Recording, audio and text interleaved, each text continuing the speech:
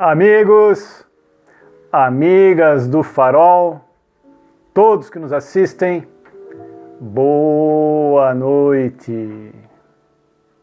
Quarta-feira, 17 de fevereiro de 2021. Farol de Ismael até vocês, Farol de Ismael com vocês. Essa nossa conversa, esse nosso passe à distância. Todos atentos, todos conectados, para que ao final cada um possa, na medida da sua fé, receber o seu passe. Um discípulo. Esse discípulo se aproximou do mestre e lhe perguntou: Mestre, por que devemos ler os evangelhos, decorar várias vezes, se depois não conseguimos memorizar e logo nos esquecemos? Aí somos obrigados a ler novamente, decorar novamente e esquecemos de novo. O mestre não deu uma resposta imediata, pensou um pouco, olhou para o horizonte e disse ao discípulo: Está vendo essa cesta de bambu? O discípulo olhou para ele e falou: Sim, mestre, estou vendo. Pegue essa cesta, vá até o riacho e encha ela de água. Aquele discípulo olhou para a cesta, uma cesta suja, cheia de tranças, porque era feita de bambu, não entendeu nada, mas obedeceu o seu mestre. Pegou a cesta e desceu as escadarias do mosteiro, 100 degraus abaixo. Desceu, foi até o riacho, encheu de água o cesto e voltou subindo os degraus. Conforme ele andava, a água ia vazando pelas tranças do bambu. Quando ele chegou lá em cima, se aproximou do mestre, aquela cesta já estava vazia. O mestre olhou para ele e perguntou: E aí, meu filho, o que você aprendeu com esta lição? O discípulo olhou para ele com um olhar espirituoso e disse: Eu aprendi que cesto trançado não segura água. O mestre fez com que ele pegasse o cesto novamente, descesse no riacho e enchesse de novo de água. O discípulo pegou o cesto e lá se foi. Desceu aqueles degraus, foi até o riacho, encheu de novo o cesto de água e subiu. E conforme subia, novamente a água escapava pelas tranças do bambu, por aqueles furos que existiam na cesta. Quando ele chegou lá em cima, se aproximou do mestre com a cesta e de novo o mestre perguntou: E aí, meu filho, o que você aprendeu com essa lição? Desta vez ele olhou com um olhar meio sarcástico e respondeu de novo: Aprendi que cesto com furos, com tranças, não segura água. O mestre olhou para ele e fez com que ele repetisse várias vezes aquele movimento: descer até o riacho e subir com o cesto. Ele subiu, desceu. Quando já estava na 10ª vez, exausto, desesperadamente exausto de tanto subir e descer, o mestre de novo perguntou ao discípulo: E aí, meu filho, o que você aprendeu com esta lição? O discípulo observou o cesto, olhou e falou: Olha, quando eu peguei a cesta, o cesto ele estava sujo. Agora, de tanto encher de água e a água vazar, enche, vaza, esse movimento lavou todo o cesto. Agora, o cesto está limpo. O mestre olhou para ele e disse: Muito bem. Assim somos nós quando estamos lendo o Evangelho, quando estamos lendo as palavras de Deus. Ficamos com a mente mais preparada. A nossa mente, por mais que não consigamos memorizar tudo, por mais que nos esquecemos daquilo que lemos, o que importa é o processo. Durante o processo, a sua mente e a sua vida fica limpa diante de Deus. Durante o processo da leitura, a mente e a vida fica limpa diante de Deus. O processo da leitura, o processo de ler o Evangelho. Assim é dito para todos os adeptos do Espiritismo. Façam, leiam o Evangelho. O Evangelho segundo o Espiritismo, feito semanalmente através da prática do Evangelho do Lar. Podemos esquecer muitas e muitas passagens do Evangelho depois de lida, mas o processo, enquanto lemos, faz com que a nossa mente, o nosso comportamento, a nossa vida fique limpa diante de Deus. Lemos, esquecemos. O fato de ler em si é um ato para que possamos nos reunir com a família, relembrar aquilo que já foi lido. Quantas vezes, ao fazermos o Evangelho, nos deparamos com uma leitura que já caiu várias e várias vezes, para quem já pratica isso há muito tempo. Mesmo que essa leitura já seja repetida por várias vezes, nos lembramos muito pouco daquilo que lemos anteriormente.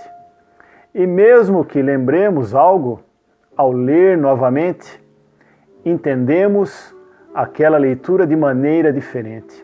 É uma outra lição, é uma outra mensagem que nos edifica, que nos fortalece. A leitura edificante do Evangelho segundo o Espiritismo, ou de qualquer outro livro que nos edifique, que nos faça uma pessoa melhor, é primordial. Quando reunimos a família para a leitura, formamos a chamada egrégora. Como Jesus disse, quando 2 ou 3 ou mais pessoas se reúnem em meu nome, lá estou. Ou seja, a egrégora se forma, a corrente de energia se fortalece. Ah, mas eu estou sozinho, eu moro sozinho e faço o Evangelho? Não ocorre a egrégora? Ocorre a sua ligação com o mais alto. Não se preocupe. Sempre que estivermos em leitura, em oração, estamos conectados com a espiritualidade maior. Esse estudo, essa leitura, para nos fazer, nesse processo, ficarmos limpos perante Deus, precisa ser, como a própria doutrina diz, raciocinada. Usarmos a razão enquanto lermos. Usarmos a razão enquanto lermos para depois praticarmos. É aí que está o X da questão. Ler por ler não vai resolver. É ler e praticar. Praticando, aquilo fica fazendo parte do nosso dia a dia, por mais que possamos esquecer aquilo que foi lido. No nosso comportamento, na nossa conduta, aquilo já está imbuído. E para que possamos raciocinar em relação à leitura, precisamos de algumas mudanças. Precisamos nos desfazer de crenças, de condicionamentos, do chamado atavismo. Aquela história, a minha tataravó ensinou a minha bisavó ensinou a minha avó ensinou a minha mãe me ensinou assim, todos faziam assim, eu continuo fazendo assim. Precisamos nos libertar, mudar essa rota. Existe uma história muito interessante de um bezerro. Um bezerro, ele estava perdido na floresta e precisava encontrar de novo a sua pastagem. Como todos sabem, o bezerro é um animal irracional. Nessa floresta, que era virgem, a parte onde ele estava perdido, ele precisou fazer um caminho, fazer uma trilha. Ele fez uma trilha toda cheia de curvas, cheia de zigue-zague, sobe, desce colina, uma trilha totalmente tortuosa.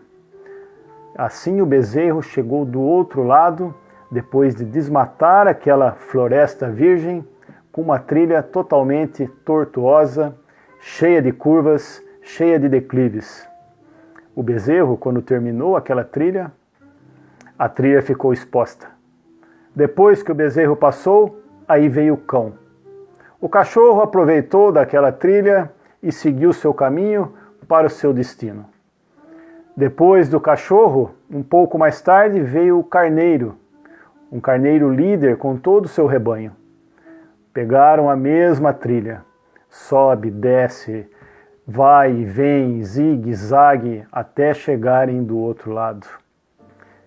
Um tempo depois, quem que aproveitou daquela mesma trilha que o bezerro fez? Os homens. Os homens se aproveitaram daquela trilha. Começaram a usar esse caminho, arrastando mato, subindo, descendo, reclamando, resmungando daquela trilha mal feita. E com razão eles reclamavam que a trilha realmente foi muito mal feita pelo bezerro. Porém, nada fizeram para arrumar aquela trilha. Não mudaram a trilha em nada. Reclamaram, mas deixaram ela do mesmo jeito. Depois, animais de cargas passavam por aquela trilha, cansados, fadigados.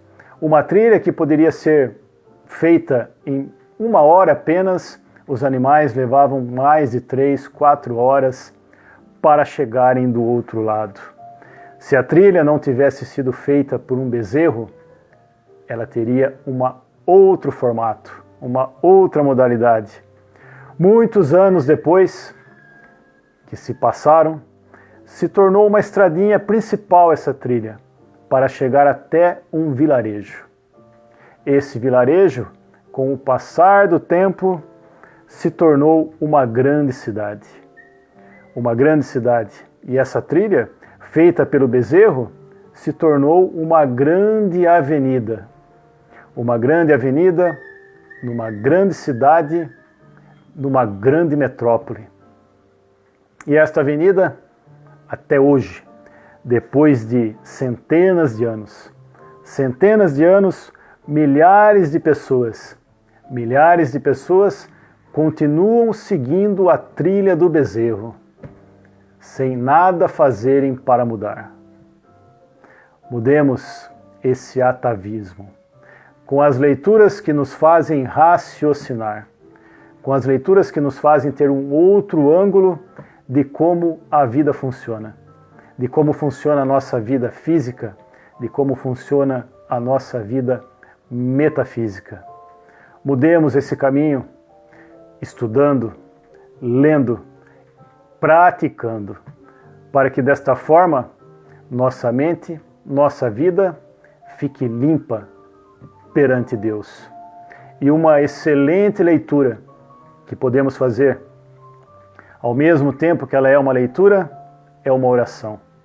Podemos fazer e colocar em prática. Essa leitura feita e colocada em prática, teremos dias, como foi dito, de mente e vida limpa perante Deus.